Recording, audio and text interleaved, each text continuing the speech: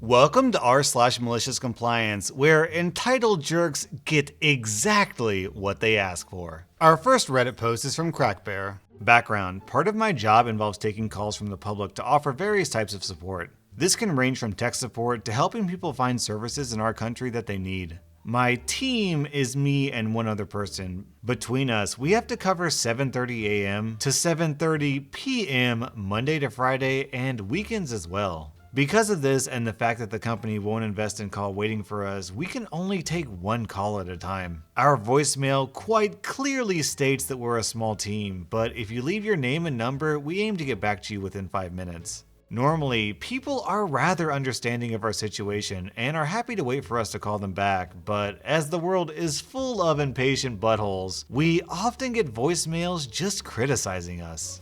Now, this happened today, and I've been wanting to react this way for a long time, and finally got the opportunity to.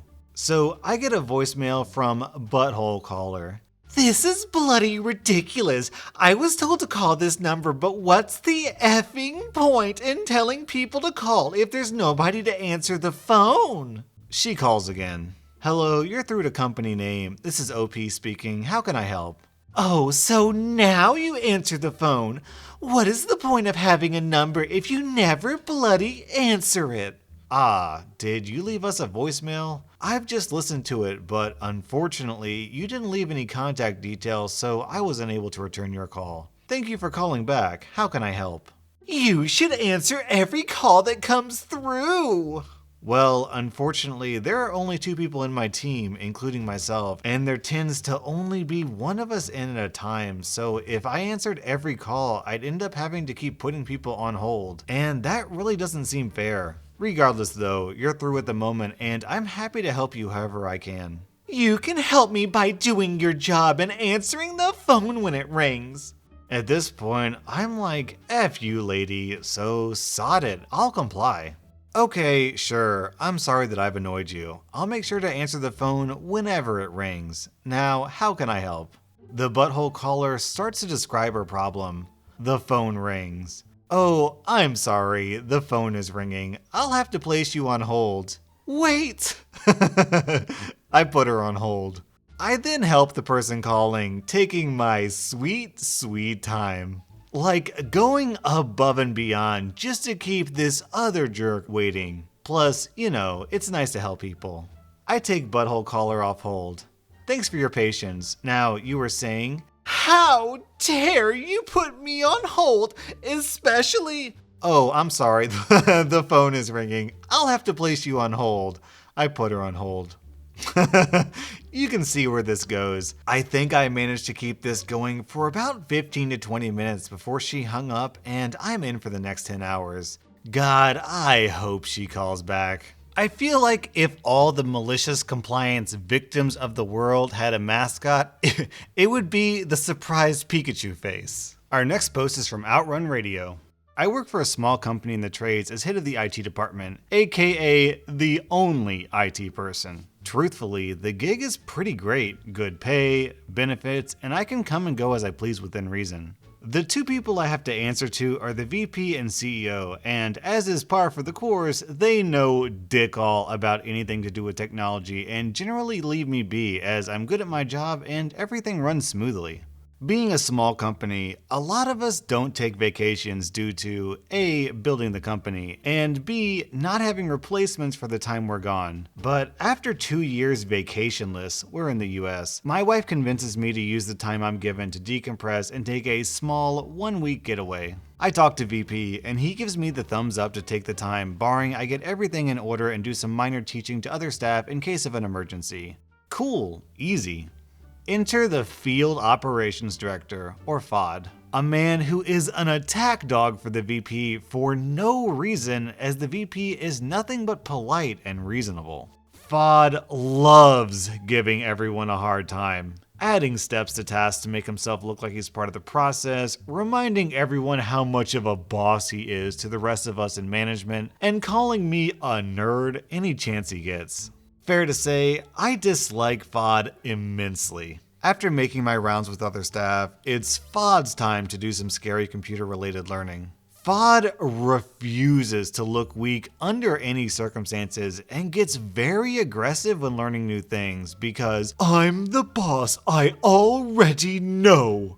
In the midst of learning, it dawns on him to ask why he has to learn this stuff anyway. I'm the nerd, and it's my job to do this. I clue him in on the week I'm taking off, and this stuff is just precautionary. This worries Fod, as he'll have to retain information, answer questions, and do some minor troubleshooting. The conversation went something like this, and I wish I could tell you this guy isn't this much of a jerk, but he is. Who approved your vacation? The VP did, as long as I could get you guys comfortable with some small maintenance. I only approve vacation time. I'm your boss. Side note, he does this so much that the VP actually wrote out the hierarchy in chart form, and we all carry a digital copy with us to remind him who he's actually in charge of. You're not, and I show him the chart. Well, fine, but your salary, so you have to work during your vacation. You'll bring your laptop and work phone with you. When you vacation, you make it very clear you're unreachable and can't be bothered even if it's an emergency. That's because I go to places without service, and unless you're going to the mountains, you have to work. Your salary. Malicious compliance initiated. Just to be clear, if I go to a place without service, I won't be expected to work, yeah? That's right, but you're a nerd. You don't do anything outdoorsy. Great, thanks for clearing that up. Fast forward 3 weeks, and it's vacation time. All my ducks are in a row. People are comfortable with me being gone for the week and are all encouraging me to just disconnect. A close coworker of mine knows of the conversation Fod and I had and asked what I plan to do about it, so I shared my easy but effective plan. 1. Wife and I rented a cabin in the woods 2 hours from the nearest town, and it doesn't have service. 2. Set up automatic email replies that have all IT questions and concerns forwarded to Fod since he's the boss, he knows. 3. Leave my work phone on the charger in my office with the ringer on, door locked, so he has to hear it, and voicemail changed to have Fod become IT for the week. Coworker loves the idea of flooding Fod with questions he can't answer so much that he gets other coworkers in on it. Midway through the week, I get a call from my coworker with an update. Fod loses it. He can't keep up with any requests for help and didn't bother to memorize the simple tasks I showed him, so he does what any good boss does and puts in a request to take vacation until I get back. Retreat is always an option. Nothing screams leader more than retreat. It's not weakness and failure if he's not there. My coworkers were able to manage, and Fod got his 3-day vacation, unfortunately. After the week off, I'm called to VP's office to catch up and get things back on track. VP obviously heard of the hardships Fod faced in my absence and laughed at my malicious compliance surprisingly. VP struck a deal with me moving forward since it was made clear to him no one else knew how to do my job. I can go on vacation whenever I'd like, as long as I bring my laptop and phone and check in once a week. They'll refund my vacation time for that day even if I only work for 5 minutes. I took that, but with the caveat of making Fod actually learn some of my duties just in case. VP agreed. Now, I do an hour of teaching a week to a very surly Fod.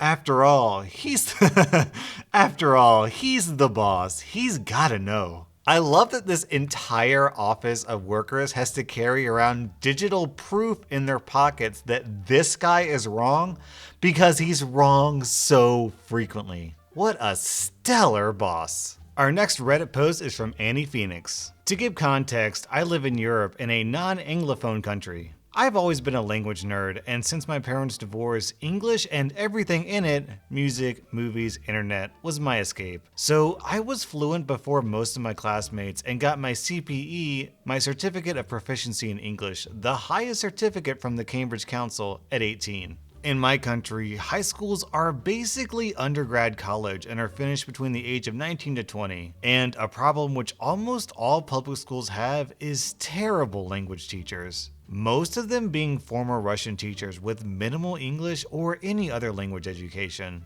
Also, as my country is small and nobody could reasonably expect to use our language abroad, we put a huge emphasis on language studies at all levels of education, and it is often the thing which schools boast about to become more prestigious. So, enough context. From early on, my last high school English teacher and I kicked it off to a bad start. The first test she gave us came back all red because of words which are not in the textbook.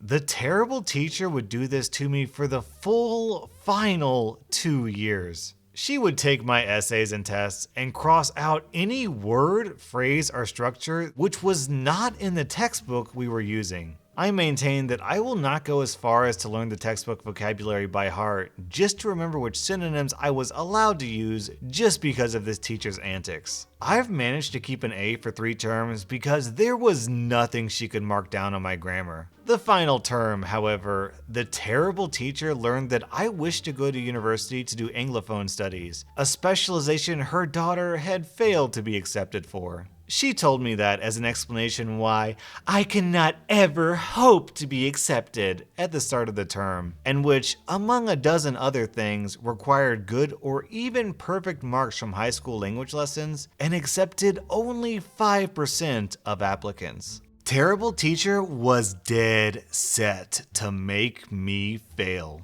She started giving me the stupidest assignments and extra tests for misbehaving in class. That is, being finished early and silently staring at a wall, which required me to mark the exact position of Disneyland on this A4 blind map of the United States. An exact quote I still remember after all these years, and more of the same garbage. You could tell she was so satisfied by me failing these tests. She would have a grin on her face each time handing out the results. By this time, I've been representing the school in Language Olympics for both English and Spanish. She had no idea because it was organized by another language teacher. And even though the principal made it into a big deal, the teacher was plainly uninterested. I have placed 3rd in the capital city district in Spanish and 6th nationwide in English. I'm not listing this to brag, okay, maybe a bit, but to use it later. By the end of the term, she got my mark down to a C-. Mind you, all the grammar was still A's, but her blind maps of tourist attractions had taken their toll. I went to her to reason with her, but her reaction was, "If you think a different teacher would propose a different mark, take all of your documents and go to one of my colleagues. But I believe it is clear to anyone that you do not deserve any better." So I did. I took all my documents. The bloody blind maps, the grammar tests, my by then a year-old PCE certificate, and my 6th place diploma. I went to the teacher who organized the competitions and explained my situation. She was furious. She took this to the principal, and even though I was waiting outside, I could hear him yell at terrible teacher. "You are trying to fail the student who was representing us at the national level of competitions?"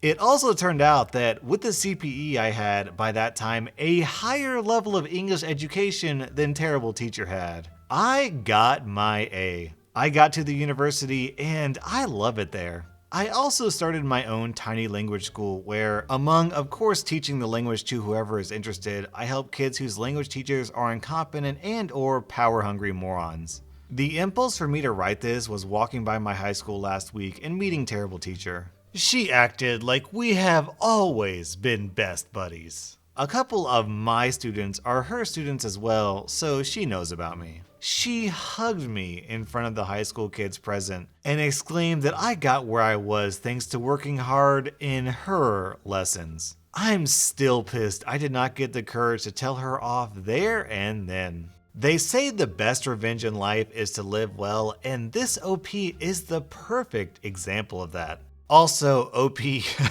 I'm an American. I've lived in America all my life. I've actually been to Disneyland, and I couldn't mark Disneyland on a blind map. I am actually not sure what a blind map is. I'm guessing it's a map that doesn't have any labels like the name of the state or the name of the city. I know it's in Orlando, and I know Orlando's in Florida, but I don't know where Orlando is. On a blind map of Florida, I'd fail that test too, so don't feel bad. Wow, going back and editing this video, I realized that I'm double wrong. Disneyland isn't in Orlando, it's in California. Disney World is in Florida. So this teacher is BS. Wow, OP, I feel bad that you had to endure that. That was r/malicious compliance, and if you want to maliciously comply to me, then I demand that you subscribe to my channel, because I just crested 900k and I want 1 million subs so badly, so please help me get there.